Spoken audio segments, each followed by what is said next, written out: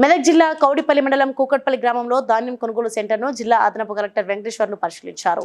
ఈ సందర్భంగా ఆయన మాట్లాడుతూ ధాన్యం కొనుగోలులో సరైన తేమ శాతం నమోదు చేయాలని, ధాన్యం కొనుగోలు రైతులు ఎటువంటి అధైర్యపడొద్దని, రైతులకు అండగా ప్రభుత్వం ఉందని, ధాన్యం ప్రతి చివరి గింజ వరకు కొంటామని, జిల్లాలో ధాన్యం సేకరణ ఈ నెల ఆఖరి వరకు పూర్తి చేస్తామన్నారు.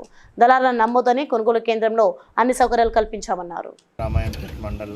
సో ఆల్మోస్ట్ ఇంకొక 2 days అయితే ఇక్కడ కూడా మొత్తం టోటల్గా క్లియర్ అయిపోతుంది.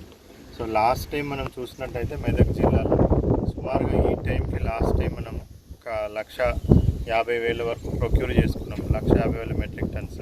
బట్ ఈసారి చాలా రికార్డుగా మనము టోటల్గా ఇప్పుడు మన జిల్లా వ్యాప్తంగా కూడా ఈరోజు రిపోర్ట్ చూసుకుంటే 2,45,000 మెట్రిక్ టన్స్, అంటే ఆల్మోస్ట్ 80,000-90,000 మెట్రిక్ టన్స్ మనం లాస్ట్ టైంతో పోల్చుకుంటే ప్రొక్యూర్ చేసుకోవడం జరిగింది. మరి దానికి ప్యాక్ సిబ్బంది కానివ్వండి, ఐకేపీ సిబ్బంది కానీ, revenue department, civil supplies department, so అందు తర్వాత స్పెసిఫిక్ ఇన్స్ట్రక్షన్స్ ఇచ్చినాం.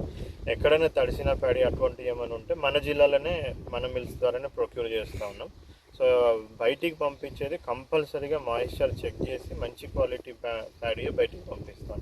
సో ఇప్పుడు ఎక్కడి నుంచి కూడా మనకి ఏం కంప్లైంట్స్ వస్తలేవు, మంచి క్వాలిటీ పంపించామని అక్కడ కూడా మహబూబ్ నగర్ సిద్దిపేట గద్వాల వాళ్ళు కూడా సాటిస్ఫైడ్ ఉన్నాం.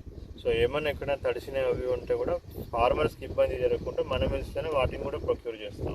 Please like and share, subscribe to BCN Telugu News. Please like, share and subscribe to BCN Telugu News.